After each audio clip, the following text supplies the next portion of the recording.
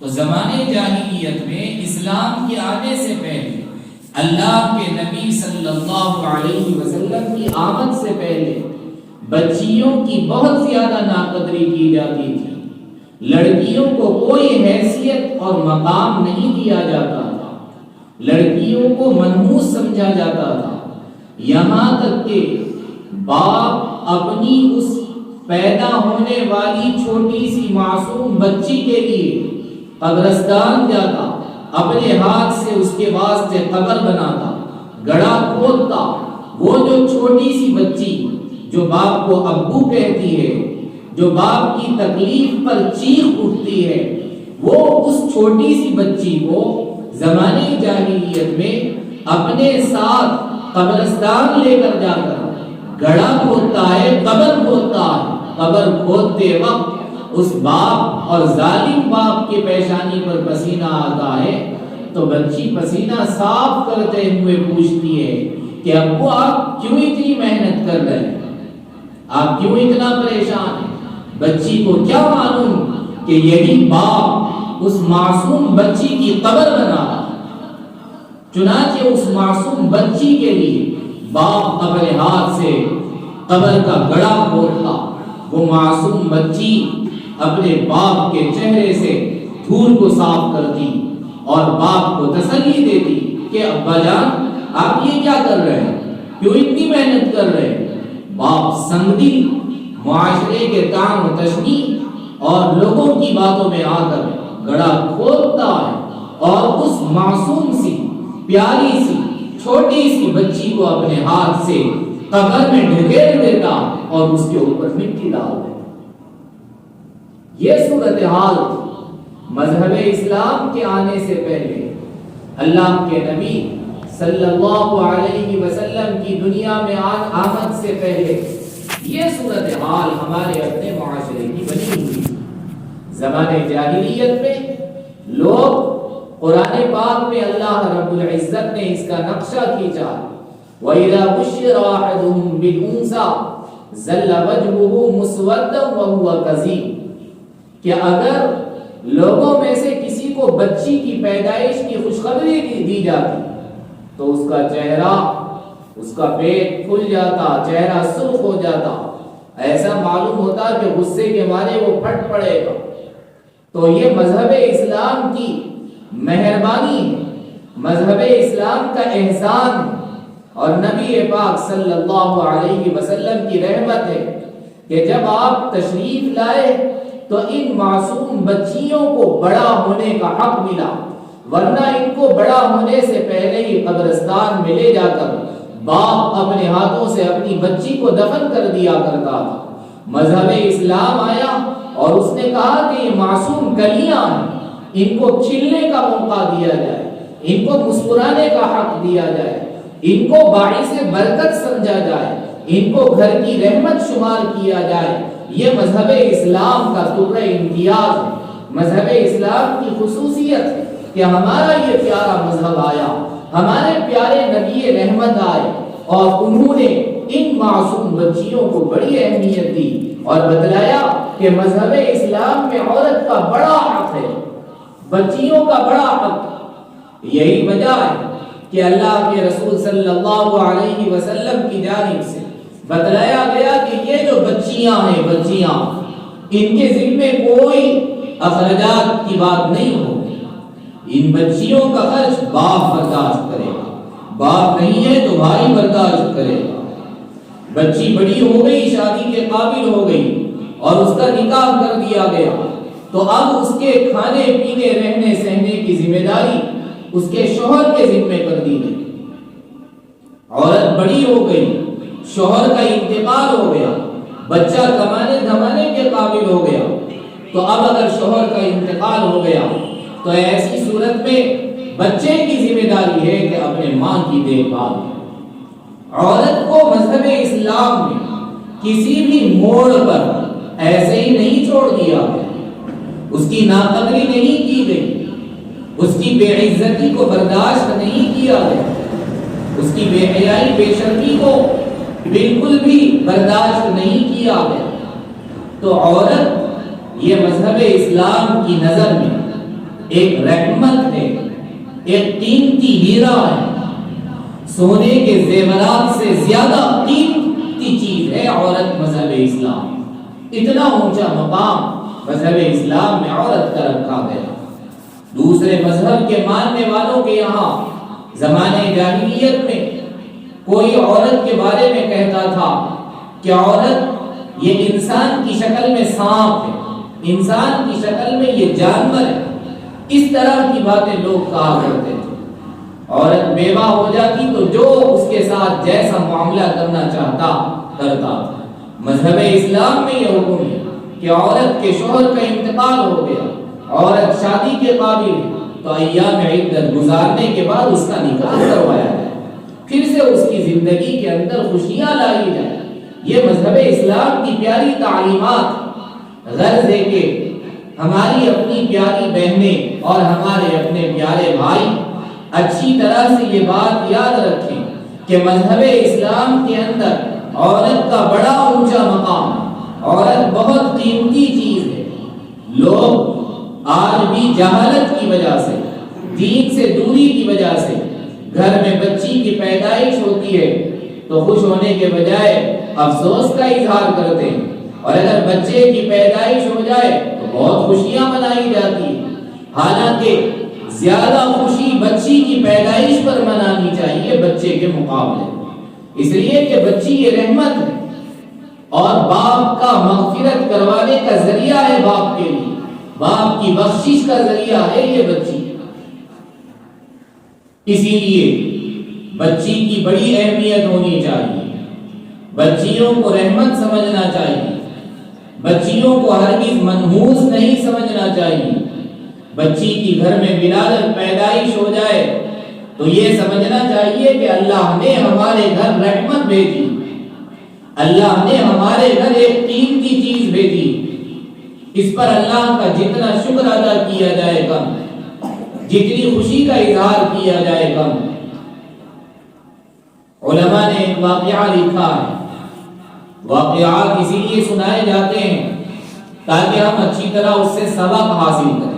واقعہ سنیں اور اس واقعے سے ہمیں جو سبق ملتا ہے وہ سبق حاصل کر کے اپنی زندگی بھی ویسے بنانے کی کوشش کریں۔ اسی لیے بزرگوں کے واقعات یا دوسرے واقعات سنائے جاتے ہیں۔ بعض علماء نے ایک مرد آدمی کا واقعہ لکھا ہے کہ اتفاق سے اس کے گھر لڑکیوں کی پیدائش ہوتی رہی، پہلی لڑکی، دوسری لڑکی، تیسری، چوتھی، پانچویں، 6 لڑکیاں اسے ہو گئی۔ گھر کے اندر افسوس کا ماحول ہے کہ بھئی بچیاں ہی بچیاں ہو رہی ہیں، بچے نہیں۔ جہالت کی وجہ سے، دین سے دوری کی وجہ سے بعض بڑی عمر کی خواتین بھی اسے برا سمجھتی ہیں، حالانکہ یہ رحمت ہے۔ اتفاق سے 7ویں پیدائش ہونے والی تھی اور شوہر یہ سوچ رہا تھا کہ اب تو کسی بھی صورت میں لڑکا چاہیے، اس کے ذہن میں یہ بات تھی۔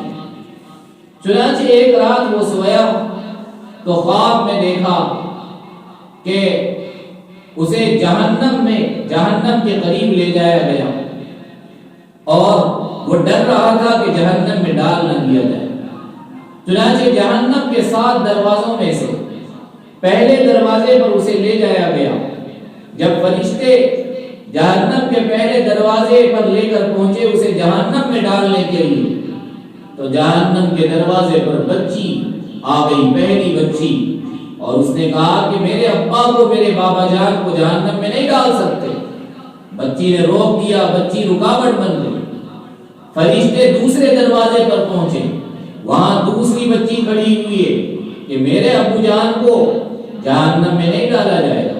تیسرے پر پہنچے، بچی رکاوٹ بن رہی ہے۔ چوتھے پر پہنچے، بچی رکاوٹ بن رہی ہے۔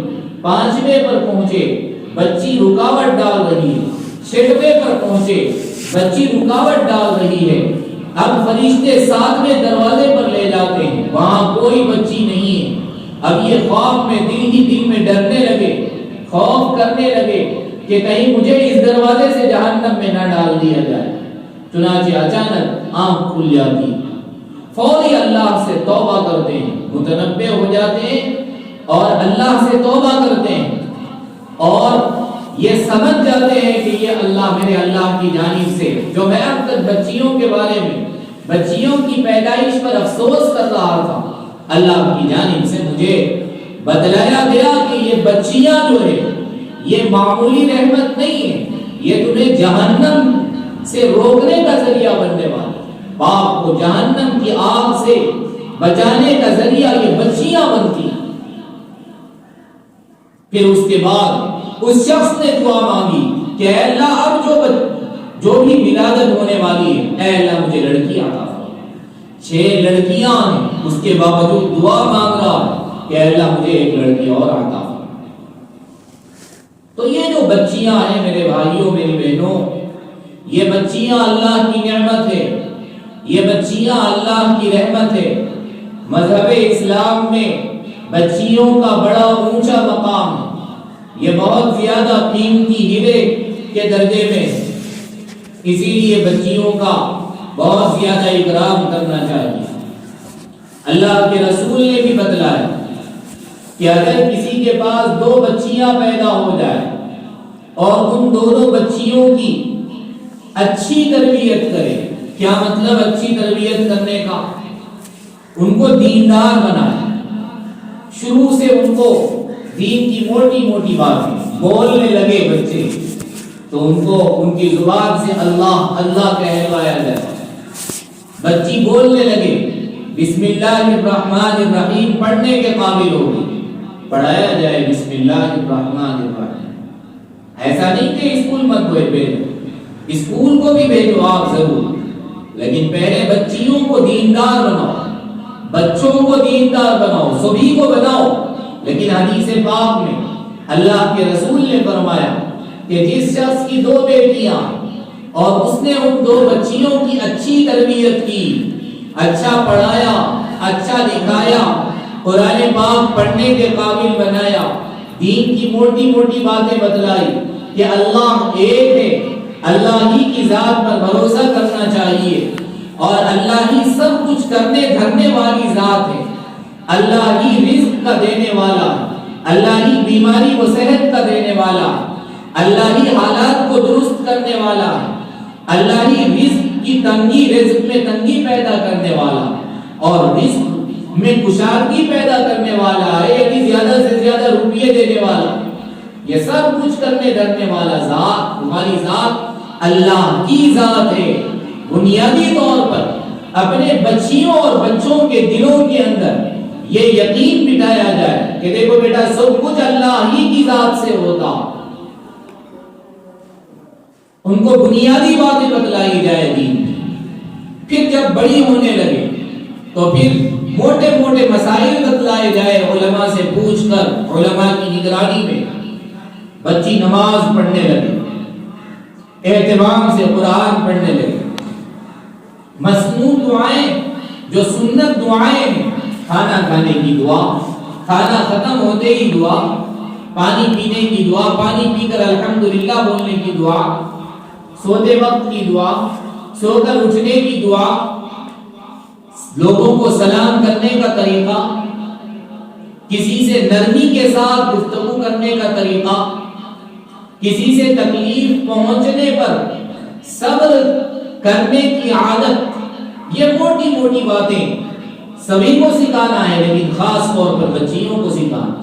تو اللہ کے رسول نے فرمایا کسی کے گھر 2 بچیوں کی پیدائش ہو جائے، ان کی دینی تربیت کرے، اسلامی تربیت کرے، جب وہ نکاح کی عمر کو پہنچ جائے تو مناسب جگہ پر ان کا نکاح کر دیا جائے، تو اللہ کے رسول نے فرمایا ایسے باپ کے لیے جنت واجب ہے، جنت لازم ہے، ایسا باپ جنتی بن گیا، جنت میں اس کی جگہ الاٹ کر دی گئی، بک کر دی گئی، اب یہ باپ جنت۔ معمولی بات نہیں۔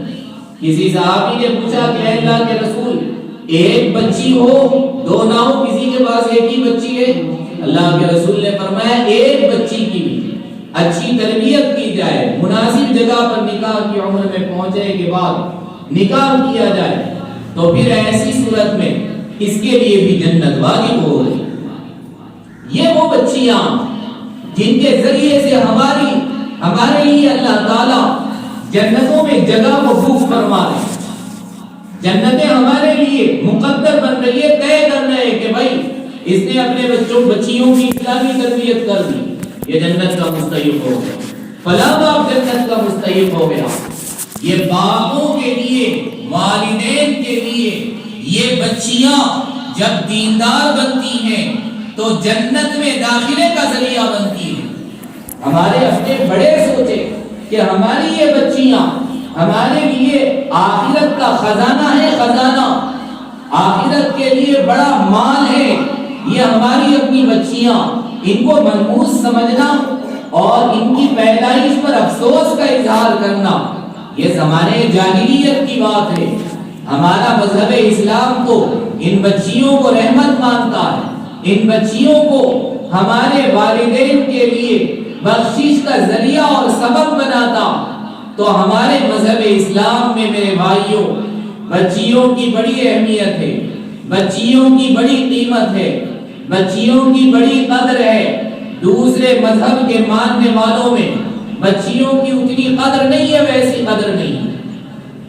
اور آپ جانتے ہیں کہ جو چیز جتنی زیادہ قیمتی ہوتی ہے، جتنی زیادہ بھاری ہوتی ہے، ہم اس کو اٹھا کر اتنا زیادہ اہمیت کے ساتھ گھر میں اندر کے کونے والے روم میں الماری کے اندر، اور الماری میں بھی عام جگہ نہیں رکھتے. ہماری مائیں بہنیں سوچے کہ ان کے پاس سونے کا زیور ہے، کسی کے پاس 5 تولے کا، کسی کے پاس 10 تولے کا، کسی کے پاس 15 تولے کا. ہماری یہ مائیں بہنیں اپنا زیور کہاں رکھتی ہیں؟ گھر کے باہر رکھتی ہیں یا پھر گھر میں ایسے ہی ادھر ادھر رکھ دیتی ہے؟ ہرگز نہیں، بلکہ اس کے لیے ایک باکس ہوتا ہے، اس باکس میں زیورات کو رکھتی ہے. پھر وہ زیورات الماری کے اندر ایک خاص لاکر بنا ہوا ہوتا ہے، اس لاکر کے اندر رکھتی ہیں. کیوں اتنے اہتمام کے ساتھ رکھتی ہیں؟ وہ جواب دیں گی زیورات ہے، قیمتی چیز ہے، ہیرے جواہرات ہے، قیمتی چیز ہے، اہمیت کی چیز ہے. تو معلوم ہوا کہ جو چیز جتنی زیادہ اہمیت کے قابل ہوتی ہے، قیمت والی ہوتی ہے، زیادہ روپیوں والی ہوتی ہے، اتنا زیادہ اس کو چھپا کر رکھا جاتا، کسی کی نظر نہ پڑ جائے، کوئی چوری نہ کرے. اسی طرح سے مذہب اسلام میں ہماری بچیوں کی بڑی اہمیت ہے، عورتوں کی، خواتین کی بڑی قیمت ہے. ہیرے جواہرات سے زیادہ قیمتی ہماری یہ بچیاں ہیں، ہماری یہ مائیں بہنیں ہیں. ان کی اہمیت کا، ان کی قیمت کا تقاضا یہ ہے کہ ان کو پردے کے اندر رکھا جائے. ان کو اگر ضرورت کے تحت باہر نکلنا ہے تو چھپا کر نکالا جائے. پہلے تو بلا ضرورت ہماری یہ مائیں بہنیں گھر سے باہر قدم نہ رکھیں، گھر کے اندر رہیں، اور گھر سے باہر نکلنا برقع پہن کر نکلنا، پردے کے ساتھ نکلنا، ایسی جگہ پر نہیں جانا جہاں پر پتہ چلے کہ ایمان ختم ہو سکتا، شرم و حیا لٹ سکتی. ایسی جگہوں پر نہیں جانا، بے حیائی اور بے شرمی والے مقامات پر نہیں جانا. اس لیے کہ ہماری مائیں بہنیں بڑی قیمتی ہیں، ان کی قیمت قیمتی ہونے کا تقاضا یہ ہے کہ ان کو چھپا کر رکھا جائے، گھر میں رکھا جائے، اندر رکھا جائے. تو مذہب اسلام نے عورتیں اور خواتین اور بچیاں چونکہ بہت زیادہ قیمتی ہیں، اسی لیے ان پر پردے کو لازم کیا. اسی لیے یہ حکم دیا کہ یہ گھر کی 4 دیواری کے اندر رہے. نماز پڑھنا ہے فرض نماز تو بھی گھر میں پڑھے، گھر میں بھی اندر کی کوٹری میں پڑھے تو زیادہ ثواب. ایک تو ہے ہال، دیوان خانہ، گھر میں داخل ہوتے ہی کمرہ، گھر میں داخل ہوتے ہی ہال، اور اس کے بعد ایک اندر کا آخری کمرہ. اللہ کے رسول نے فرمایا وہ جو اندر کا کمرہ وہاں پر نماز پڑھنا زیادہ ثواب. اس لیے کہ عورت قیمتی چیز ہے، جتنا زیادہ اندر رہ کر دین کا کام کرے گی اتنا زیادہ عورتوں کو ثواب دیا جائے گا. تو یہ پردہ کوئی عورتوں پر ظلم نہیں ہے، کوئی عورتوں پر زبردستی نہیں ہے. خواتین کی عزت کو محفوظ رکھنے کے لیے خواتین چونکہ اہمیت والی، ان کی اہمیت کے پیش نظر خواتین کو حکم دیا گیا کہ پردے میں رہو. ہم دیکھتے ہیں کہ جو عورتیں بے پردہ گھومتی ہے، مرد کبھی انہیں اہمیت کی نظر سے نہیں دیکھتے، اور جو عورت برقع پہنی ہوئی ہوتی ہے اس کا بڑا احترام کرتے ہیں. راستے میں مرد کھڑے ہوئے ہوں، کوئی برقع پہنی ہوئی عورت آ رہی ہو تو راستہ چھوڑ دیتے، اور اگر کوئی مسلمان عورت ایسے ہی بغیر پردے کے گھومتی ہو تو پہلے سے مردوں کے ذہن میں ہوگا کہ یہ تو بے شرم بے حیا قسم کی عورت ہے، بس وہ تو ایسے ہی جائے، کوئی احترام کی نظر سے نہیں دیکھتی. تو عورتیں جتنا زیادہ اپنے آپ کو پردے کے اندر رکھے گی اتنا زیادہ عورتوں کی عزت ہوگی، اتنا زیادہ مردوں کی نظر میں عورتوں کی قدر و قیمت ہوگی.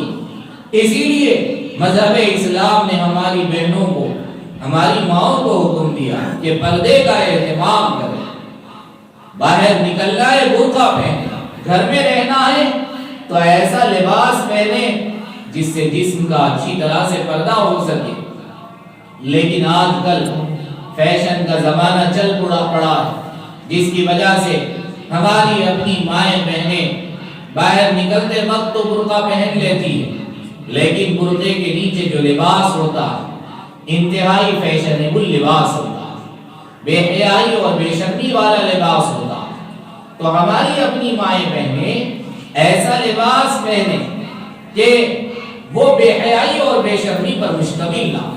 اللہ کے رسول صلی اللہ علیہ وسلم نے ایک حدیث پاک میں ارشاد فرمایا اور کہا کہ صنفان من اہل النار، اور دو جماعتیں ہیں جہنم میں رہنے والی ہیں، جہنم کی دو جماعتیں.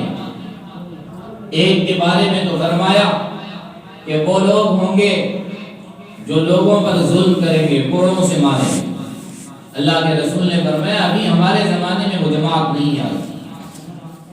پھر آگے عورتوں کے بارے میں اللہ کے رسول نے فرمایا کہ عورتیں جہنمی، کون سی عورتیں جہنمی ہوں؟ فرمایا نساء کاسیات عاریات، عورتیں کپڑے پہنے ہوئے ہوں گی لیکن اس کے باوجود وہ اسلام کی نظر میں، شریعت کی نظر میں وہ ننگی شمار ہوں گی، برہنہ شمار ہوں گی. وہ کون سی عورتیں؟ علماء نے لکھا ہے کہ عورتیں لباس تین طرح کا پہنتی ہیں. کبھی تو انتہائی باریک لباس پہنتی ہیں جس سے جسم ظاہر ہوتا، ایسا لباس پہننا عورتوں کے لیے جائز نہیں. دوسرا لباس ہے موٹا لباس لیکن اسکن ٹائٹ لباس پہنتی، جسم کو چپکا ہوا جس سے اعضاء نمایاں ہوتے ہیں، فرمایا یہ بھی جائز نہیں. تیسرا انتہائی چھوٹا لباس پہنتی، پیٹ دکھائی دے رہا ہے، پیر دکھائی دے رہے ہیں، کوہنیاں پورے ہاتھ دکھائی دے رہے ہیں، ایسی حالت میں تو نماز بھی نہیں ہوگی. اس لیے کہ عورتوں کو اپنے سر کے بال بھی چھپانے ہیں نماز کے اندر، صرف چہرہ سامنے کا کھلا رکھ سکتی ہے، دونوں ہتھیلیاں کھلے رکھ سکتی ہیں، دونوں قدم وہ بھی ٹخنوں سے نیچے کھلے رکھ سکتی ہیں، باقی پوری باڈی پورا جسم چھپانا، دونوں کونیوں سے لے کر یہاں تک کپڑے پہن کر نماز پڑھے گی تو نماز ہوگی. اور اگر وہ صرف کونیوں تک نماز کپڑے پہن کر نماز پڑھے گی اور کونی سے لے کر نیچے تک ہاتھ کھلا رہے گا تو نماز بھی نہیں ہوگی. تو چھوٹے چھوٹے کپڑے پہننا یہ بھی بے حیائی بات ہے. ان تینوں کپڑوں کے بارے میں اللہ کے رسول صلی اللہ علیہ وسلم نے ایسی عورتوں کے بارے میں فرمایا نساء کاسیات عاریات، ایک جہنم کی جماعت یہ عورتوں کی جماعت ہے جو کپڑے پہنے ہوئے ہوں گی لیکن برہنہ ہوں گی، ننگی ہوں گی، اس لیے کہ ان کے کپڑے بے پردگی والے کپڑے ہوں گے، بے حیائی اور بے شرمی والے کپڑے ہوں گے. اسی لیے اللہ کے رسول نے فرمایا. پھر آگے فرمایا مائلات ممیلات، یہ گناہ کی طرف راغب ہونے والی، گناہ کے کام کرنے کے لیے آگے بڑھنے والی، ناجائز تعلقات رکھتی ہیں، مردوں سے بات کرتی ہے، اجنبی مردوں سے بات چیت کرتی ہے، ان سے تعلقات رکھتی ہے، ممیلات لوگوں کے لیے سجتی سورتی ہے، شوہر کے لیے نہیں، گھر سے باہر جاتی ہے، فنکشن میں جاتی ہے تو وہاں پر سج سور کر جاتی ہے، بیوٹی پارلر میں تیار ہو کر جاتی ہے اور جانے کا منشا لوگوں کو اپنی طرف متوجہ کرنا ہے، لوگ دیکھ کر تعریف کریں کہ بھئی واہ کیا سج سور کر آئی، تو اللہ کے رسول نے فرمایا مائلات ممیلات، ایسی عورتیں بھی جہنم میں۔ پھر فرمایا اللہ کے رسول نے آج کل ایک فیشن چل پڑا کہ سر کے بالکل اوپر چونڈا بنا رہی ہے عورتیں، سر کے پیچھے بنائے وہ تو جائز ہے، لیکن سر کے بیچ میں پیشانی کے اوپر چونڈا بنا، اللہ کے رسول نے اس سے منع فرمایا رؤوسہن کأسنمۃ البخت المائلہ، ان عورتوں کی کہ جو سر ہوں گے وہ اونٹ کے کوہان کی طرح ہوں گے، یعنی سر کے پیشانی کے اوپر وہ اپنے بالوں کا چونڈا بناتی ہوں۔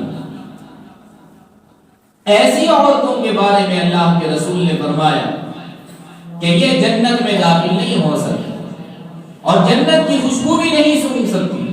جنت میں داخل ہونا تو بڑی بات، جنت کی خوشبو بھی نہیں سونگھ سکے گی ایسی خواتین جن کے اندر یہ خرابیاں ہوں گی، جو بے حیائی والے کپڑے پہنتی ہوں گی، جو لوگوں کو اپنی طرف مائل کرتی ہوگی یا خود گناہ کی طرف مائل ہوتی ہوگی، اور جو اپنے سر کے اوپر چونڈا باندھتی ہوگی۔ تو تالو کے اوپر جو عورتیں چونڈا باندھتی ان کے بارے میں لم يدخلن الجنۃ، ایسی عورتیں جنت میں داخل نہیں ہوگی، ولا یجدن ریحها، ایسی عورتیں جنت کی خوشبو بھی نہیں سونگھ سکے گی، حالانکہ جنت کی خوشبو جنت سے تقریباً 50 سال سفر کرنے کی دوری تک جنت کی خوشبو آ رہی ہوگی۔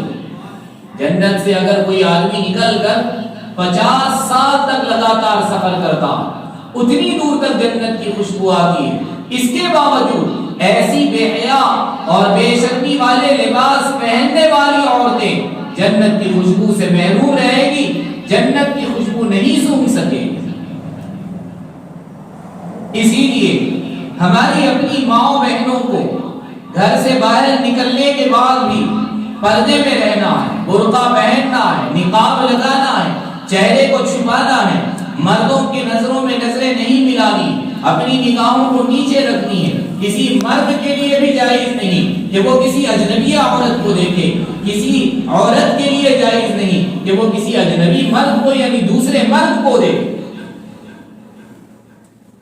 تو گھر سے باہر بھی پردہ کرنا، گھر کے اندر بھی پردہ کرنا، اور گھر کے اندر اچھا لباس پہننا ہے، ایسا لباس اور ایسے کپڑے پہننا کہ جو پورے جسم کو ڈھکے ہوئے، موٹے ہو، ڈھیلے ڈالے ہو، لمبے کپڑے ہو، چھوٹے نہ ہو، تاکہ ہماری اپنی مائیں بہنیں جنت میں داخل ہونے سے نہ رک جائے، جنت کی خوشبو سے محروم نہ ہو جائے۔ اسی لیے یہ کام گھر میں رہتے ہوئے بھی کرنا۔ اور دوسری بات یہ کہ پاک دامنی اختیار کرنا، اخلاق اچھے رکھنا، اپنے آپ کو شرم اور حیا والی بنانا، اپنے آپ کو بے حیائی اور بے شرمی کے کاموں سے بچانا، اپنی نظروں کو۔ آج کل فون بے حیائی اور بے شرمی کا ایک اڈا بنا ہوا، جو بچی چاہتی ہے وہ بچہ چاہتا، فون کھولتا ہے اور جو چاہے دیکھتا۔ تو ہماری اپنی بچیاں خاص طور پر گھروں کے اندر، ہماری مائیں بہنیں اگر ان کے پاس بڑا فون ہے تو اللہ کے واسطے ادھر ادھر کی چیزیں نہ دیکھیں۔ ہمارے علاقے کے مولانا ہیں، مولانا رفیق صاحب، ان سے پوچھے کہ ہمارے پاس بڑا فون ہے، انٹرنیٹ ہے، ہم اس کو اچھے کام میں کیسے استعمال کر سکتے ہیں؟ وہ بیانات بھیجیں گے۔ آپ خواتین وہ جن بزرگوں کے علماء کے بیانات بھیجیں ان کو سنیں، وہ بتائیں گے کہ آپ کو نعت سننا ہے، قرآن پاک سننا ہے، بیانات سننا ہے، اس کا طریقہ کار کیا ہے، بتائیں گے۔ آپ کے علاقے میں بڑے عالم ہیں، آپ ان آپ اپنی زندگی گزاریں، انشاءاللہ اس سے بڑا فائدہ ہوگا۔ ہماری اپنی مائیں بہنیں بھی دیندار رہیں گی، ہمارے اپنے دوست و احباب بھی انشاءاللہ بے دینی سے محفوظ رہیں گے۔ تو ہماری اپنی مائیں بہنیں، گھر میں فون ہے، بچیوں کو فون دے رہے ہیں، کوئی کنٹرول نہیں، کوئی نگرانی نہیں، بچیاں فون پر کے دلدادہ بنے ہوئے۔ ایسا معلوم ہوتا ہے کہ یہ بچے اور بچیاں کھانے پینے کے بغیر زندگی گزار لیں گے، لیکن فون کے بغیر ان کا گزارا نہیں ہو سکتا۔ یہ ہمارے بڑوں کی غلطیاں، بڑوں کی غلطی ہے کہ انہوں نے بچوں کے ہاتھ میں فون تھما دیا، اس کا شوقین بنا دیا۔ آہستہ آہستہ اس بری لت سے اللہ کے واسطے ہماری مائیں بہنیں اپنے بچوں کو بچائیں، خود بھی اس کا صحیح استعمال کرے، غلط استعمال نہ کرے، بے حیائی والی چیزیں نہ دیکھیں، گانے نہ سنیں، فلمیں نہ دیکھیں، اس لیے کہ فلمیں بے حیائی کا مرکز ہوتی ہے۔ اس سے اپنے آپ کو بچائیں، پاک دامنی اختیار کریں۔ پاک دامنی اختیار کرنے پر کیا ملتا ہے؟ ہماری اپنی مائیں بہنیں جانتی ہیں، پاک دامن عورت کے ذریعے سے اللہ رب العزت گھر میں برکت کو نازل فرماتے ہیں۔ عورت کی پاک دامنی کی وجہ سے اللہ تعالیٰ گھر کی پریشانیوں کو ختم فرماتے ہیں، حالات کو درست بنا دیتے ہیں، چین و سکون عطا فرماتے ہیں۔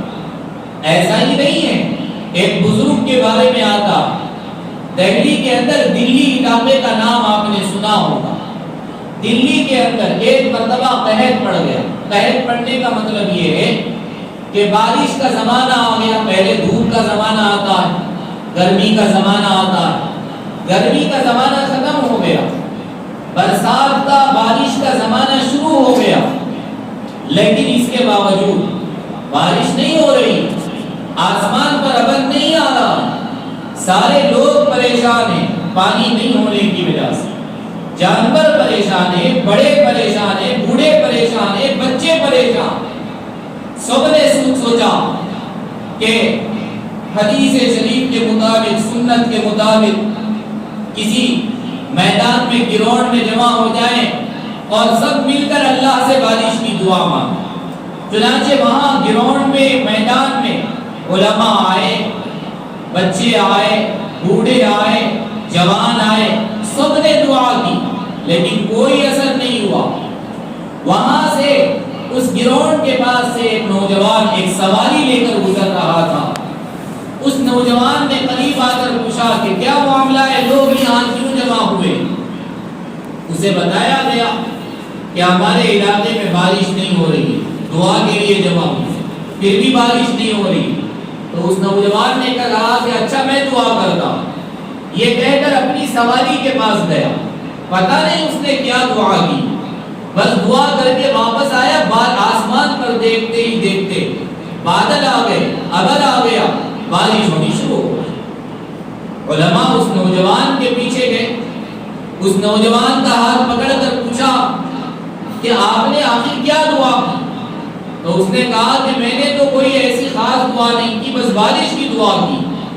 البتہ میں سواری میں بیٹھی ہوئی اپنی ماں کے پاس آیا اور اپنی ماں کا دامن پکڑ کر اللہ سے یوں دعا مانگی کہ اے اللہ، یہ میری ماں پاک دامن خاتون ہے، شرم اور حیا والی خاتون ہے، اس نے زندگی کے اندر کبھی بے حیائی، بے شرمی کا کام نہیں کیا، کبھی بے حیائی والے گناہ کا کام نہیں کیا۔ اے اللہ، آپ کو اس کی ادا پسند ہے، میری دعا پر قبول فرما لیجیے اور بارش کو نازل کر دیجیے۔ چنانچہ اس بچے نے اپنی ماں، پاک دامن ماں کے دامن کو پکڑ کر اس کے واسطے سے دعا کی، تو دعا قبول ہو گئی اور اللہ نے اسی وقت بارش نازل کی۔ یہ فائدہ ہوتا ہے ہماری ماں بہنوں کے پاک دامن ہونے کا، شرم اور حیا والے بننے کا، بے حیائی اور بے شرمی سے بچنے کا یہ فائدہ کہ ان کا دامن پکڑ کر دعا کی جائے تو اللہ کے یہاں ان کے صدقے میں دعا قبول ہو رہی۔ اور اگر ایسی نیک مائیں خود دعا کرے اور جو چاہے مانگے، اللہ ضرور عطا کرے۔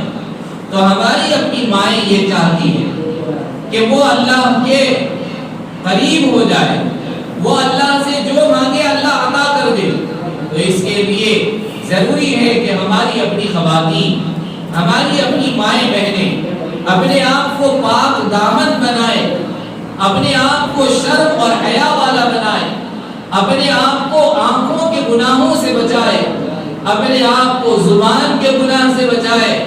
عورتوں کے زبان کا گناہ عام طور پر چغلخوری ہے، غیبت ہے، ادھر ادھر کے گھر میں کچھ سن لیا، ادھر کے گھر میں آ کر لگا دی،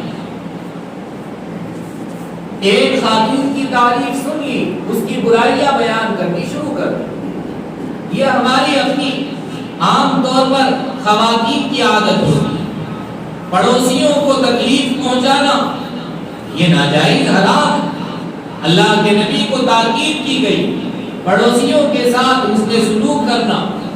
تو ہماری اپنی مائیں بہنیں، کبھی گھر میں اچھا پک گیا، کچھ تہاری بریانی پک گئی، قورمہ وغیرہ بن گیا اور تھوڑا زیادہ مقدار میں بنا لیا اس کو، اس ارادے سے کہ ہمارے گھر کے بازو پڑوسی رہتا ہے، اس کے پاس بھی بھیج، چاہے وہ مسلمان ہو، چاہے وہ غیر مسلم ہو، غیر مسلم کے پاس بھی بھیجیں، کیا معلوم کہ ہمارے اس حسن سلوک کی وجہ سے اس کا دل بدل جائے اور وہ اسلام قبول کر لے، تو پھر کیا کہنا، ہماری تو دنیا اور آخرت ہی سمجھ گئی۔ تو اسی لیے پڑوسیوں کا خیال رکھیں، کچرا ہمارے گھر کا پڑوسی کے گھر کے سامنے نہ ڈالے، ایسا کام نہ کرے کہ ہماری وجہ سے بازو والے کو تکلیف پہنچے۔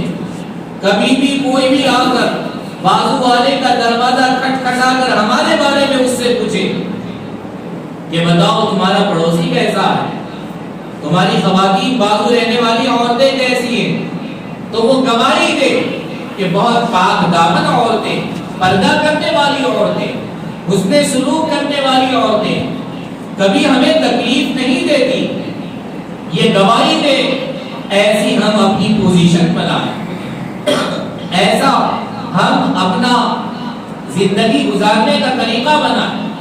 ہماری اپنی مائیں بہنیں بات سن رہی ہیں، اچھی طرح سمجھ میں آ رہی ہے، بات نہیں سمجھ میں آ رہی، امید ہے سمجھ میں آ رہی ہوگی۔ تو یہ جو واقعہ سنا آپ نے، یہ بہت بڑا ہمارے لیے اس میں سبق ہے کہ ہماری مائیں بہنیں اپنے آپ کو پاک دامن بنائیں گی، اللہ دعاؤں کو قبول کرے۔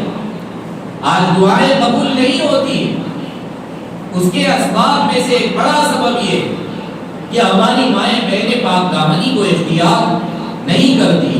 اسی لیے اللہ کے واسطے پاک دامنی اختیار کرنے کی کوشش کریں۔ آج کل ہمارے اپنے نوجوانوں کو بھی اس کی ضرورت ہے کہ اپنے آپ کو پاک دامن بنا کر رکھیں۔ ایک بزرگ نے ایک مثال کے ذریعے سے سمجھایا ہے کہ آج کل ہمارے نوجوان اپنے دل پر محنت نہیں کرتے۔ کیا مطلب؟ بزرگوں کے ساتھ، اللہ والوں کے ساتھ، علماء کے ساتھ تعلق نہیں رکھتے اور اپنے دل کو سنوارنے کی کوشش نہیں کرتے۔ نتیجہ یہ ہوتا ہے کہ گناہ کے کام کرتے کرتے کرتے کرتے ہمارا یہ دل کالا بن جاتا ہے، سیاہ اور کالا ہو جاتا ہے ہمارا دل۔ اب ذرا سی بدنگاہی ہوئی، کسی لڑکی پر نظر پڑی، بس وہاں پر آگ بھڑک اٹھتی ہے، گناہ کا کام کر بیٹھتا۔ تو ایک بزرگ نے سمجھایا کہ دلوں پر محنت نہیں ہونے کی وجہ سے، علماء سے، اللہ والوں سے، بزرگوں سے، مسجد کے اماموں سے تعلق نہیں ہونے کی وجہ سے، نمازوں کا پابندی کے ساتھ اہتمام نہیں کرنے کی وجہ سے، قرآن اور اللہ کا ذکر نہیں کرنے کی وجہ سے دل بالکل خالی ہو چکے ہیں اللہ کے نور سے، اللہ کی جانب سے ملنے والی روشنی سے، جس کا اثر یہ ہوتا ہے کہ آدمی گناہ کے کام کو دیکھتا ہے تو فوری اس کی طرف بھاگتا، شیطان کو مدد مل جاتی ایسے لوگوں کو بھٹکانے، اللہ کے راستے سے ہٹانے، گناہ کا کام کروانے۔ قرآن میں اللہ نے فرمایا لا تقربوا الزنا، زنا کے قریب مت جاؤ، یعنی زنا بدکاری اور گناہ کا جو کام ہے، اس تک پہنچانے والے جو کام ہیں، ان کاموں سے بھی اپنے آپ کو بچاؤ۔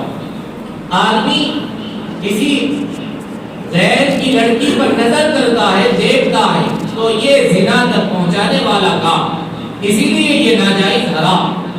کسی اجنبیہ لڑکی سے اسکول میں پڑھتے وقت، کالج میں پڑھتے وقت، کسی اپنی ملازمت کی جگہ پر، کھیت وغیرہ میں بلا ضرورت کسی اجنبیہ لڑکی کو دیکھنے اور اس سے بات کرنے سے شیطان خوش ہوتا ہے اور پھر نتیجہ آگے تک پہنچتا ہے۔ ہم جانتے ہیں کہ صورتحال انتہائی بدتر ہو جاتی ہے، آگے آدمی گناہ کا کام کر بیٹھتا۔ اسی لیے اپنی نظروں کو، جیسے عورتوں کے لیے حکم ہے کہ نیچی رکھی، مردوں کے لیے بھی یہ حکم دیا گیا کہ وہ اپنی نظروں کو نیچے رکھیں۔ اب یہ 14 فروری کو ویلنٹائن ڈے منایا جاتا، یہ ناجائز، ہمارا کوئی اسلامی تہوار نہیں۔ یہ روم کے علاقے میں عیسائیوں کا جو چرچ ہوتا ہے، چرچ میں رہنے والے ایک عیسائی کا نام ویلنٹائن تھا۔ ان کے یہاں جو پادری ہوتا ہے اور جو دوسری کچھ خواتین ہوتی ہیں، وہ شادی نہیں کر سکتی، تو وہ آپس میں کسی طرح سے ان کے ناجائز تعلقات ہو گئے، انہوں نے اس دن گناہ کا کام کیا۔ تو یہ ویلنٹائن ڈے محبت کے دن کے نام سے یہ سلسلہ چل پڑا۔ یہ عیسائیوں کا، یہودیوں کا تہوار، ہمارے پاس تو ہماری رمضان کی عید ہے، ہمارے پاس تو ہماری بقرعید کی عید ہے۔ اس موقع پر کسی بھی طرح کی خوشی منانا یا ناجائز کام کرنا، کسی بچی کو گفٹ دینا، کسی کے ساتھ تعلقات قائم کرنا، یہ سب کچھ ناجائز حرام۔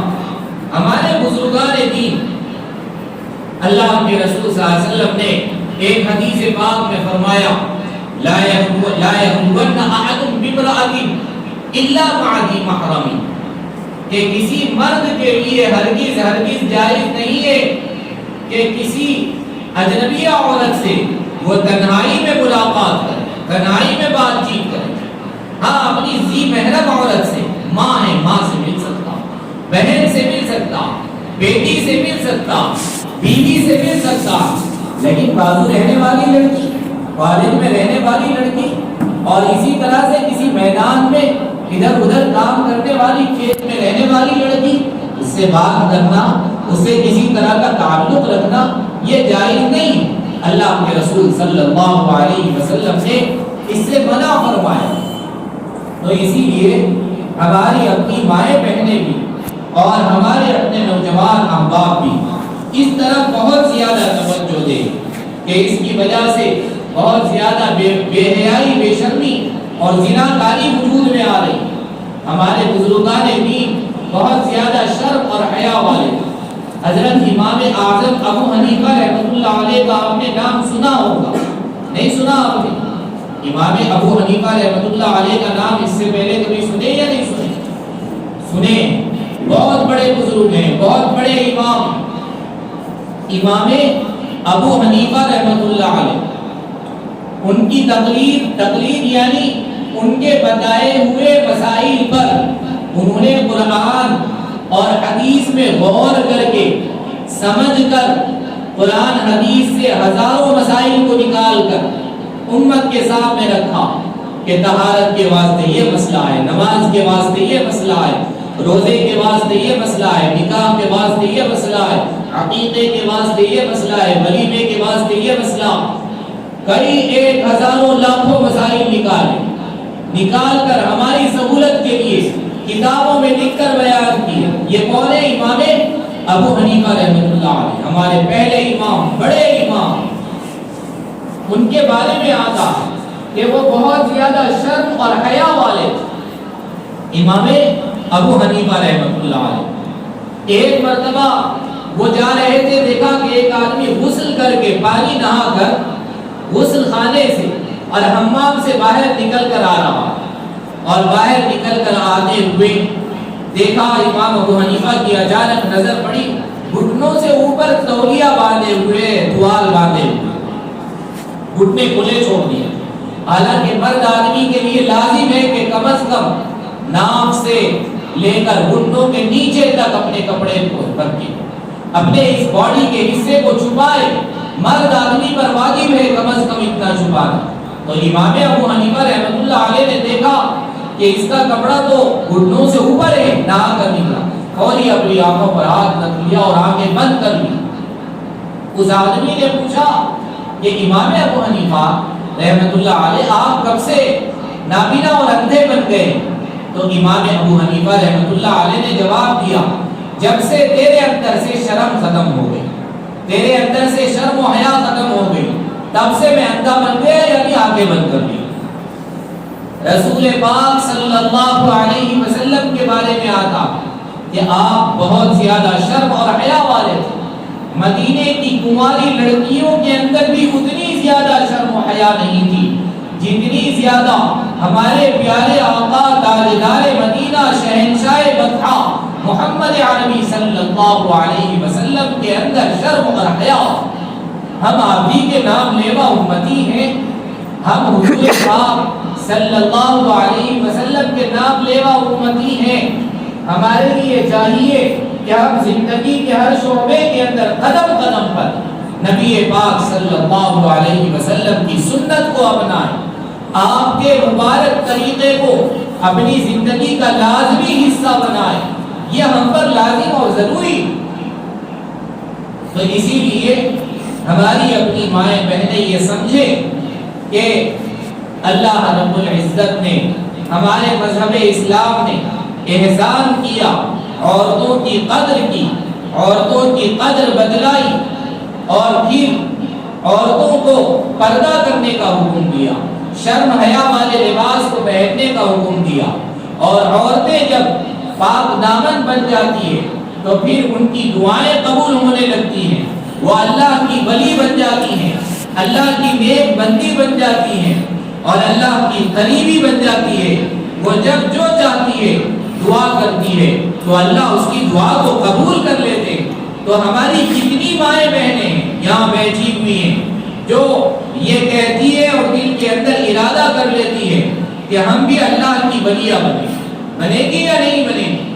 شرم و حیا والا لباس پہنے، گھر سے باہر نکلے گی تو پردے کے لباس میں نکلے گی، برقع پہن کر نکلے گی، اور ناجائز فیشن نہیں کرے گی، اپنے شوہر کے لیے سجے گی سنورے گی، دوسروں کے لیے نہیں سجے گی نہیں سنورے گی۔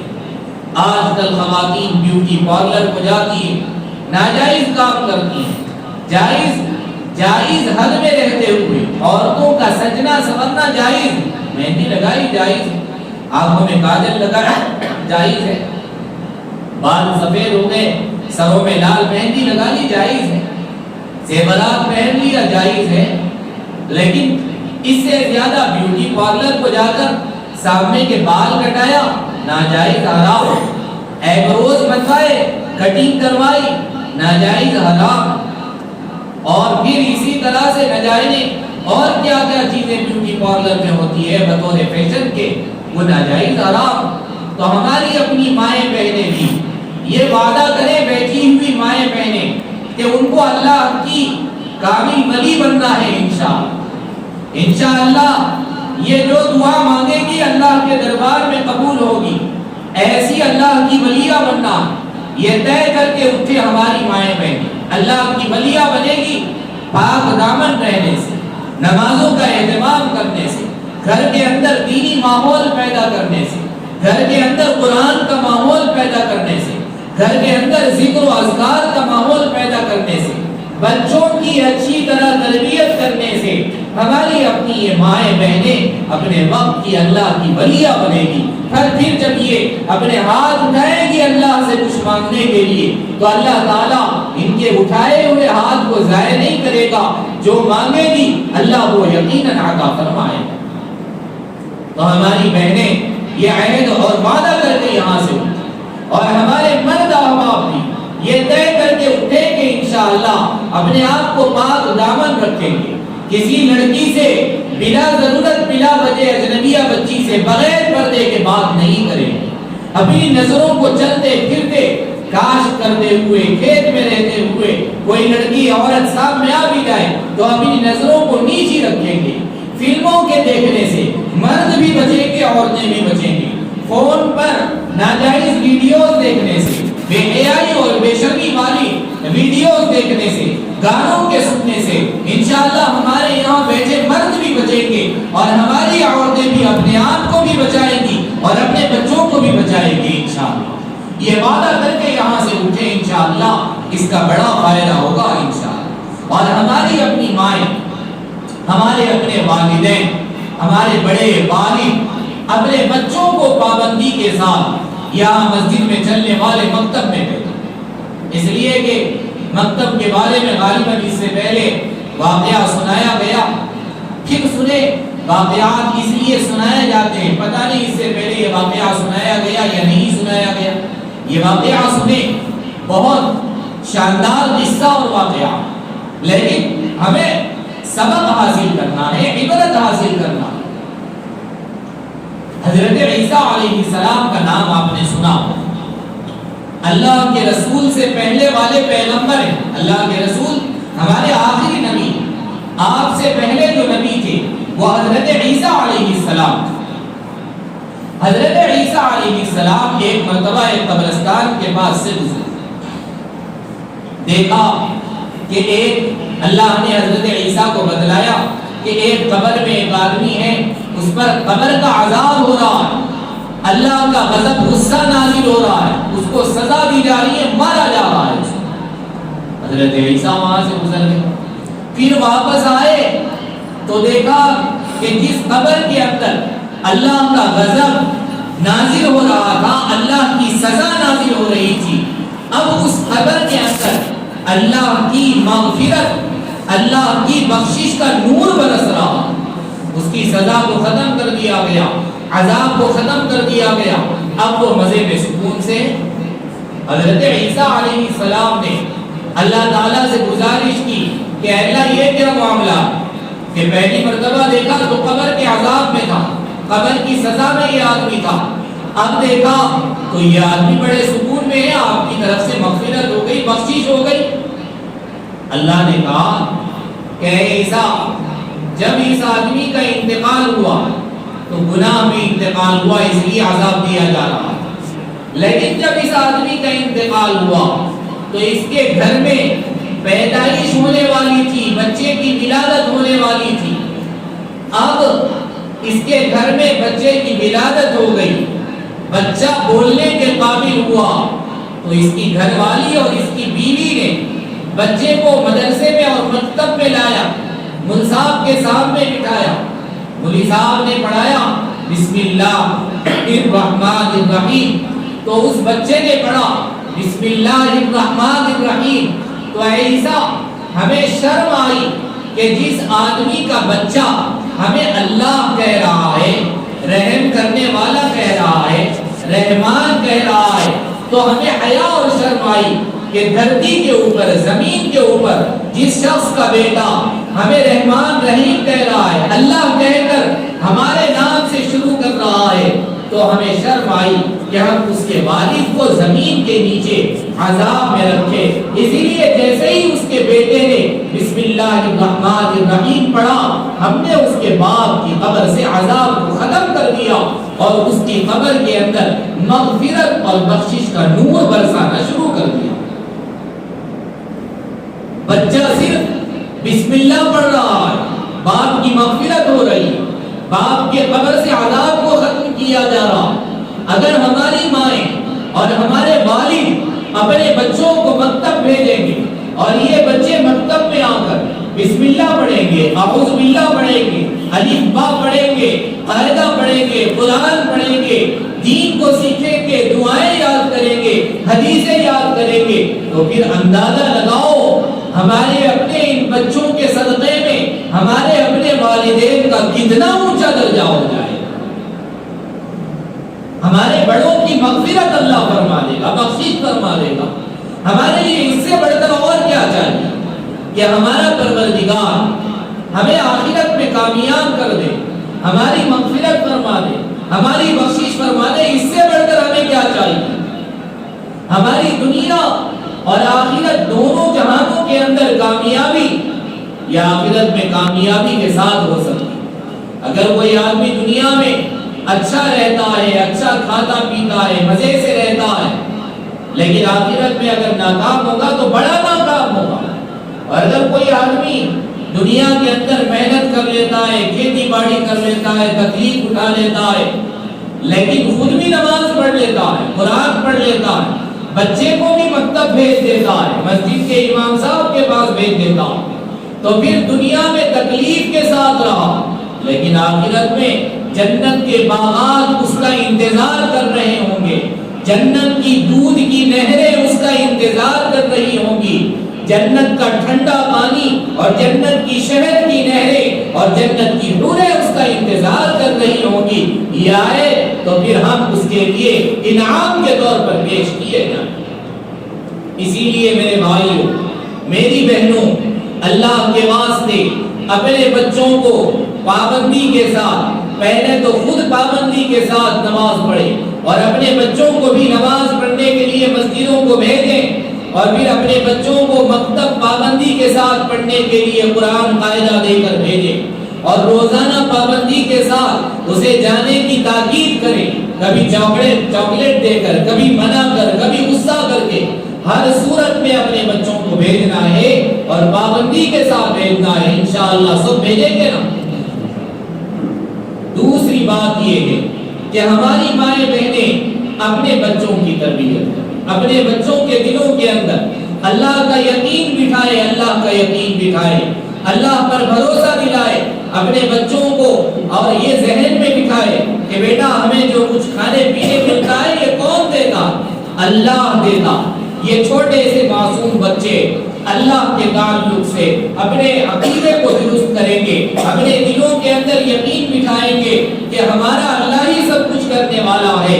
جب یہ معصوم بچے دلوں کے اندر یہ بات بٹھا لیں گے تو آگے چل کر یہ پکے مسلمان بنیں گے۔ کوئی انہیں راہ راست سے، سیدھے راستے سے نہیں ہٹا سکے گا، کوئی انہیں اللہ کے دین سے نہیں ہٹائے گا۔ یہ کام ہماری اپنی ماں بہنوں کو کرنا، ہمارے مردوں کو کرنا۔ ہم تو بس ان کے ہاتھ میں فون دے دیتے، کھانے پینے کی فکر کر لیتے، گھما پھرا لیتے اور ان کو اسکول میں ڈال دیتے، بیمار ہوئے فکر کر لیتے، لیکن دنیا کی ساری فکر نہیں ہے تو بچوں کے ایمان کی فکر نہیں ہے تو بچوں کے دین کی فکر نہیں۔ اللہ کے واسطے ہماری خواتین، ہمارے مرد حضرات اپنی ذات کی فکر کرنے کے ساتھ ساتھ اپنے بچوں کی تربیت کی، اپنے بچوں کے دین کی، اپنے بچوں کے ایمان کی، اپنے بچوں کو قرآن پڑھانے کی، اپنے بچوں کو دیندار بنانے کی، اپنے بچوں کو پکا سچا ایمان والا اور مسلمان بنانے کی فکر کریں۔ انشاءاللہ کریں گے سب، اللہ توفیق عطا فرمائے۔ دوسری بات میرے بھائیوں، دیکھو نمازوں کا اہتمام کریں۔ ہم مسلمان ہیں، مسلمان پر دن بھر میں صبح سے لے کر شام تک 5 وقت کی نماز پڑھنا فرض ہے، ضروری ہے۔ جو نہیں پڑھتا ہے سخت گناہگار ہوتا۔ جمعہ کا وقت آ گیا تو جمعہ کے خطبے سے پہلے مسجد پہنچنے کی کوشش کرو۔ ہماری مائیں بہنیں اپنے مردوں کو اس طرف توجہ دلانے کی کوشش کریں، اپنے مردوں کو بتائیں، جمعہ کے دن شروع سے تیاری کرائیں، سفید کپڑے دیں ان کو اور کہے کہ آج جمعہ کا دن، آج کھیتی باڑی جمعہ کے بعد جانا، یا جانا ہے تو فوری آ جاؤ، 1-1.5 گھنٹے میں آ جاؤ، 12 بجے سے پہلے گھر پر رہنا۔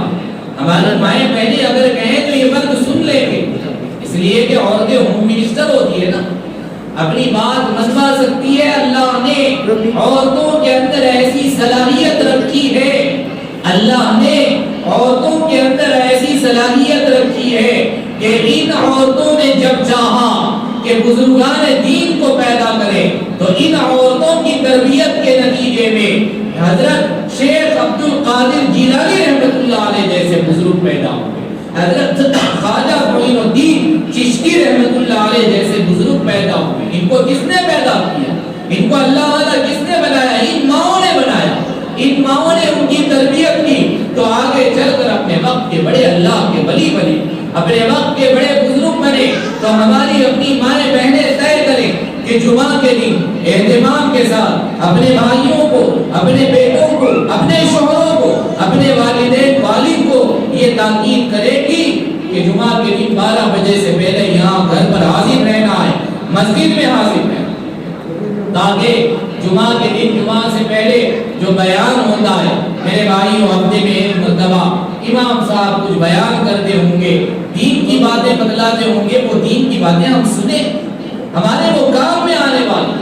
تو ہفتے میں ایک مرتبہ ایک دن ہم جمعہ کے عنوان سے، جمعہ کی بڑی فضیلت آئی ہے حدیث پاک، تو جمعہ کے عنوان سے ہمارے مرد آباد، بڑے بوڑھے بچے سب کے سب 12 بجے سے پہلے اپنے گھروں پر آئے، جمعہ کی تیاری کریں، وضو کریں، اللہ نے عطر دیا ہے، خوشبو لگائے اور صاف کپڑے پہن کر مسجد آئے اور امام صاحب کا بیان تقریر ضرور۔ اللہ کے رسول صلی اللہ علیہ وسلم کی حدیث ہے، اللہ کے رسول نے فرمایا جمعہ کے دن جب جمعہ کا وقت شروع ہو جاتا، اذان دی جاتی ہے، جمعہ کی اذان یہاں پر کتنے بجے ہوتی ہے اذان؟ 12:30، 1:45 بجے اذان ہوتی ہے، تو 1:45 بجے اذان ہوئی مثلا یہاں، اللہ کے رسول نے فرمایا اذان کے بعد فرشتے مسجد کے دروازوں پر کھڑے ہو جاتے ہیں، بڑے بڑے رجسٹر لے، یہاں 1:45 بجے وہ فرشتے پہنچ جاتے ہیں، ہم اور آپ نہیں دیکھ سکتے، لیکن اللہ کے رسول نے فرمایا تو 101% یقیناً ایسے ہی ہوگا جیسے آپ نے فرمایا۔ اللہ کے رسول نے فرمایا کہ اذان ہوتے ہی فرشتے بڑے بڑے رجسٹر لے کر مسجد کے دروازے پر کھڑے ہو جاتے ہیں، دیکھتے ہیں کہ سب سے پہلے کون آیا، اس کا نام لکھ لیتے، بعض اس کا ثواب لکھ دیتے ہیں، ایک اونٹ قربان کرنے کا جو ثواب ہے اتنا ثواب اس کو لکھ دیتے ہیں، پھر اس کے بعد دوسرا آدمی آتا ہے، گائے ذبح کرنے کے برابر ثواب لکھتے ہیں، تیسرے نمبر پر جتنے آدمی آئے ایک ساتھ اس کے بعد بکری ذبح کرنے کے برابر ثواب لکھتے ہیں، پھر آئے مرغی ذبح کرنے کے برابر ثواب لکھتے ہیں، اسی طرح سے جمعہ کا خطبہ شروع ہونے تک فرشتے مسجد کے دروازے پر کھڑے ہو کر نام لکھتے رہتے ہیں کہ گاؤں کے اندر فلاں آدمی آیا، کھیتی باڑی کو چھوڑ کر آیا، فوری ثواب لکھ دیا گیا، فلاں آدمی اس کا ثواب لکھ دیا گیا، فلاں آدمی آیا، فلاں نوجوان کالج سے آ گیا اور جلدی جمعہ پڑھنے کے لیے آئے، نام لکھ دیا گیا۔ تو یہ سارے نام کب تک لکھے جاتے ہیں؟ جب تک جمعہ کا خطبہ شروع نہیں ہوتا۔ جمعہ کا خطبہ شروع ہوا، فرشتے رجسٹر بند کر دیتے اور چلے جاتے، اللہ کے پاس پہنچا دیتے ہیں کہ یہ ہے اتنے بندے ہی ہیں جو جمعہ کے دن مسجد میں پہلے آئے۔ اب آپ یہ طے کرو کہ آپ میں سے ہر ایک انشاءاللہ جمعہ کی اذان ہوتے ہی مسجد میں دوسرا قدم ہوگا۔ ابھی جمعہ کی اذان ہو رہی ہے، جمعہ کی اذان ختم ہونے سے پہلے انشاءاللہ ہم سب کے سب مسجد پہنچ جائیں گے، انشاءاللہ پہنچیں گے۔ ایک دن، ہفتے میں ایک دن میرے بھائی، اللہ کے واسطے اپنے کھیتی باڑی کے کام، اپنے دنیا کے کام کو آگے پیچھے تھوڑا سا ایڈجسٹ کر لو، آگے پیچھے کر لو، لیکن جمعہ کے دن آ جاؤ، بس جمعہ کے بعد نکل جاؤ اور اللہ برکت دے گا۔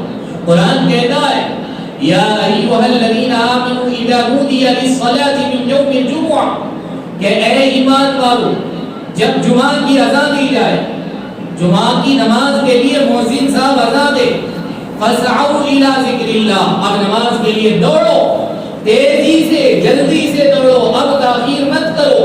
کاروبار کرتے ناجائز ہے، وذروا البیع، خرید و فروخت کو چھوڑ دو، کوئی خریدنا چاہتا ہے جائز نہیں ہے، کوئی چیز نہ خریدے، کوئی بیچنا چاہتا ہے جائز نہیں ہے، مت بیچے، اپنی دکان کا شٹر ڈال دو، اپنی دکان کو جمعہ کے دن اذان سے پہلے بند کریں۔ پھر اس کے بعد اللہ رب العزت فرماتے ہیں ذالکم خیر لکم ان کنتم تعلمون، اگر تم لوگ اس پر عمل کر لو تو تمہارے لیے اس میں بہتری ہے، ثواب ملے گا، فرشتے رجسٹر میں تمہارا نام لکھیں گے، اتنی زیادہ فضیلت کی بات۔ لیکن اگر ہم جمعہ کا دن بھی، جمعہ کے دن بھی بے اہتمامی کا مظاہرہ کریں گے اور کھیتی باڑی میں لگے رہیں گے اور ادھر جمعہ ہو رہا، کیسی مسلمانی ہے بتائیے؟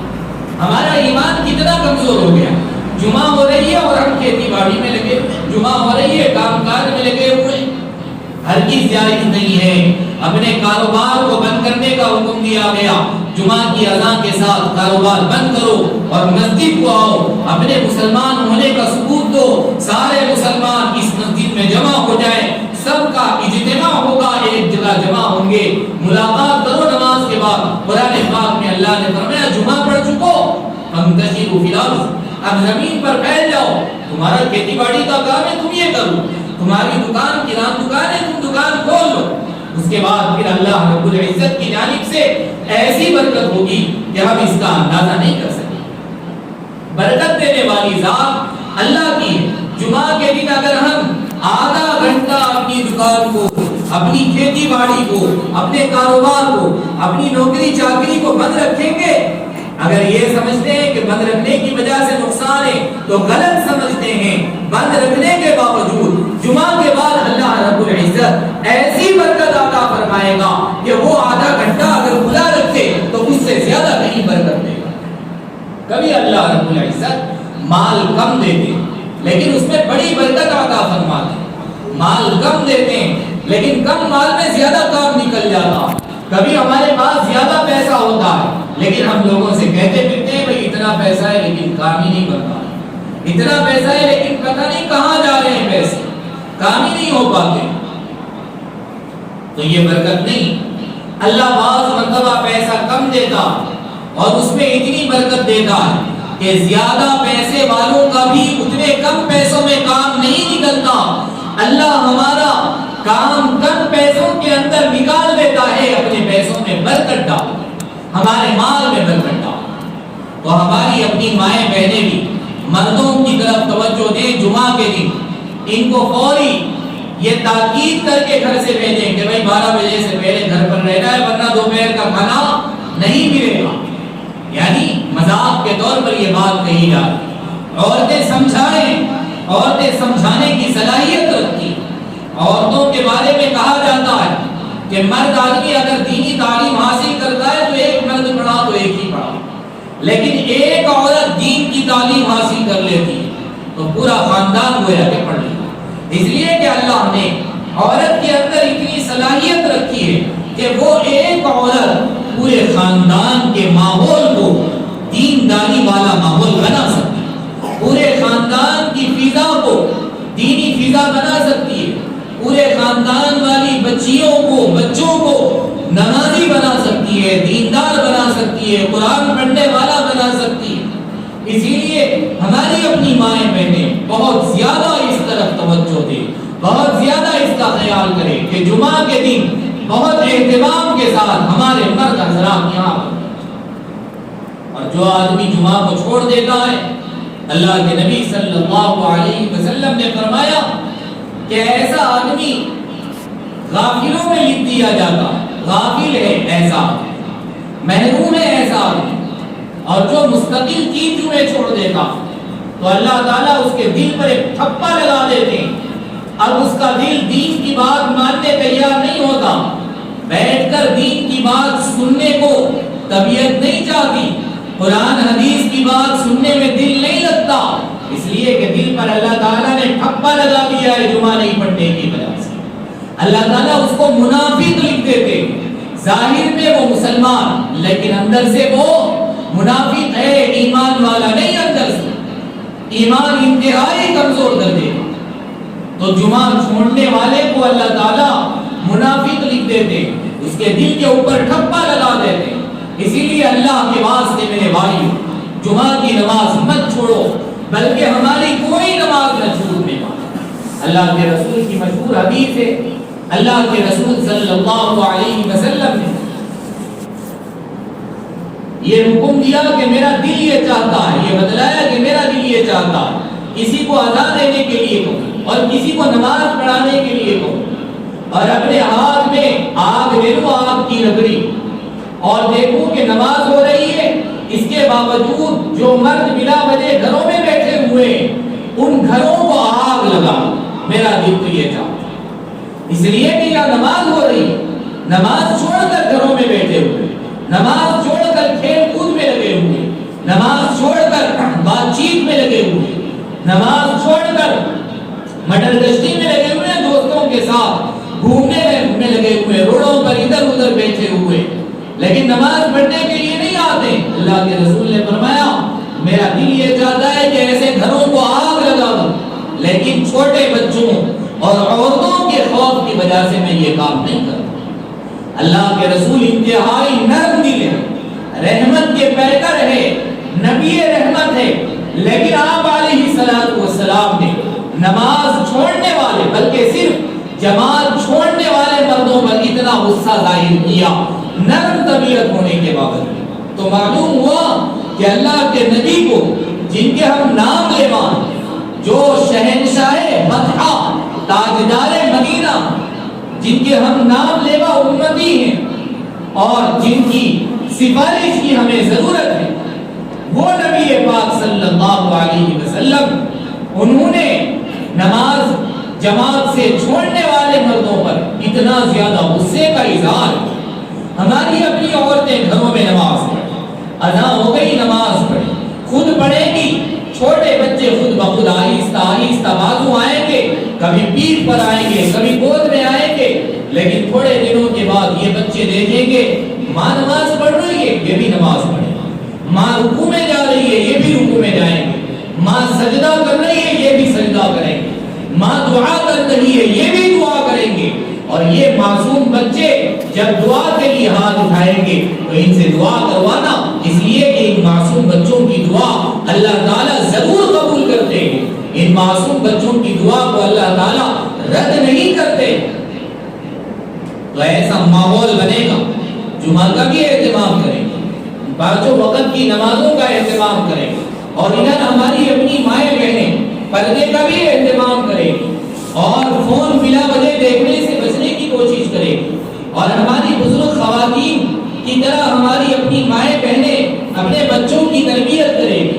بات بات پر بچوں کے کان میں یہ بولے گی بیٹا اللہ کھانا دینے والا، اللہ سے مانگو اللہ پانی دینے والا، بیٹا رو رہے ہو تکلیف ہو رہی ہو مانگو اللہ سے اللہ صحت دینے والا. وہ کچھ قرآن کی آیت پڑھ کر پھونکو بچوں کو اور بتاؤ یہ اللہ کا کلام ہے، اس میں شفا اللہ نے رکھی ہے، صحت رکھی ہے. بچوں کا ذہن بچپن سے ایسا بناؤ کہ بچے اللہ سے، اللہ کے کلام سے، اللہ کے دین سے، اللہ کے رسول سے اتنا قریب ہو جائے کہ بڑے ہوتے ہوتے ان کا دل ہمیشہ یہ کہے کہ اللہ جو چاہتا ہے وہ ہوتا. ہماری اپنی زندگی یہ رسول اللہ صلی اللہ علیہ وسلم کے مبارک طریقے کے اور پرنور سنت کے مطابق گزارنی. بچوں کا یہ ذہن بنے گا، بچے مدرسہ بھی جائیں گے، بچے مکتب بھی جائیں گے، بچے نماز بھی پڑھیں گے، اور ماں باپ کی آنکھوں کی ٹھنڈک بنے گا. ورنہ نتیجہ یہ ہوگا کہ آپ انتقال کر جائیں گے تو آپ کی اولاد اس قابل بھی نہیں رہے گی کہ آپ کی نماز جنازہ پڑھا سکے. ایک واقعہ مشہور ہے ڈاکٹر صاحب یا انجینئر صاحب کا، ان کے والد کا انتقال ہو گیا تو وہ وہاں پر چونکہ نماز جنازہ پڑھانا بیٹے کا حق ہوتا، ان سے کہا گیا انجینئر صاحب یا ڈاکٹر صاحب سے کہ آپ اپنے والد کی نماز جنازہ پڑھا سکتے ہو تو پڑھائیں. وہ رونے لگے. رونا باپ کے انتقال کی وجہ سے نہیں تھا، رونا اس وجہ سے تھا کہ میرے ابا نے مجھے ڈاکٹر انجینئر بنا دیا لیکن اس قابل نہیں بنایا کہ میں نماز جنازہ پڑھا سکوں، اس لیے رونے لگے. تو یہی ہوگا پھر ہم اپنے بچوں کو دیندار بنائیں، مسجد کو بھیجیں، ہمارے بچے نماز سیکھیں گے، نماز جنازہ سیکھیں گے. کسی کا انتقال ہوا تو غسل دینے کے لیے کسی اور کو بلانے کی ضرورت نہیں. ہمارے یہ نوجوان بچے جو آگے چل کر بڑے ہوں گے یہی غسل دیں گے، یہی نماز جنازہ پڑھائیں گے. ان کے چہروں پر مبارک داڑھی ہوگی، ان کے سروں پر مبارک ٹوپی ہوگی، ان کا اسلامی لباس ہوگا. یہ ملیں گے تو نرمی کے ساتھ ملیں گے، مسکراتے ہوئے ملیں گے. ان کی دین ان کی زندگی کے اندر اللہ کا نور ہوگا، اللہ کی برکت ہوگی، ان کی زندگی پرسکون ہوگی، آرام چین کی یہ زندگی گزاریں گے. یہ کسی کو تکلیف نہیں دیں گے، پڑوسی بھی ان سے خوش ہوگا، دوست بھی ان سے خوش ہوگا، محلے والے بھی ان کو دیکھ کر خوش ہوں گے، ماں باپ بھی ان کو دیکھ کر اپنی آنکھوں کے اندر ٹھنڈک پیدا کریں گے. واہ میرے اپنے بچے نے کیا نام کمایا ہے، جہاں سے گزرتا ہے لوگ کہتے ہیں یہ فلاں آدمی کا بیٹا ہے، فلاں صاحب کا بیٹا، فلاں خاتون کا بیٹا ہے، دیکھو کتنا پیارا والدین کا نام روشن ہوگا. کب ہوگا؟ والدین کو محنت کرنی پڑے گی, بچوں کو دیندار بنانے کی کوشش کرنی پڑے گی, تب کہیں جا کر ہمارے اپنے بچے ہمارے بڑوں کا نام دنیا کے اندر روشن کریں گے, اور آخرت میں ان بچوں کو دیندار بنانے کے نتیجے میں اللہ رب العزت ان والدین کو جنت کے اندر بڑے بڑے انعامات سے نوازیں کریں گے سب انشاءاللہ. مرد حضرات بھی کریں گے اور ہماری اپنی مائیں بہنیں بھی انشاءاللہ کریں گے. انشاءاللہ کسی کو وہاں پر بھیج کر معلوم کیا جائے گا کہ ہماری اپنی ماؤں بہنوں کا کیا جواب ہے. انشاءاللہ کرے گی یا نہیں کرے گی, کیا جواب ہے معلوم کیا جائے گا. انشاءاللہ سب کریں گے انشاءاللہ, مرد بھی کریں گے, خواتین بھی کریں گے. مہینے میں ایک مرتبہ علماء کے ذریعے سے دین کی باتیں بتلانے کا یہ جو سلسلہ ماشاءاللہ یہاں پر چل رہا ہے, اس میں آپ کے تعاون کی ضرورت ہے. روپیے پیسے نہیں چاہ رہے آپ سے, آپ کے تعاون کا مطلب یہ ہے کہ آپ بس جمع ہو جائیں, اپنے زیادہ سے زیادہ دوست و احباب کو یہاں پر جمع کر دیں. ہماری خواتین فون کریں اور فون کر کے اپنی سہیلیوں کو بتلا کہ دیکھو فلاں دن اجتماع آ جانا, فلاں سے فلاں وقت آ جاؤ. کہیں گھومنے کے لیے جانا ہے تو فون کرتی ہے نہیں کرتی ہے ہماری خواتین. شادی میں جانا ہے تو فون کرتی ہے نہیں کرتی ہے, فلاں کی شادی ہے چلنا, تم بھی آ رہی ہو نہیں آ رہی. دنیا کے کاموں کے لیے ایک دوسرے سے رابطہ, ایک دوسرے کو فون کرتے ہیں. میری ماں بہنوں یہ دین کا کام ہے. اگر آپ کے ذریعے سے کوئی دور والی خاتون آ کر یہاں جڑ جاتی ہے, آپ کے ساتھ بیٹھتی ہے, تو اس کے بیٹھنے کا ثواب جتنا اسے دیا جائے گا اتنا ہی ثواب آپ کو بھی دیا جائے گا.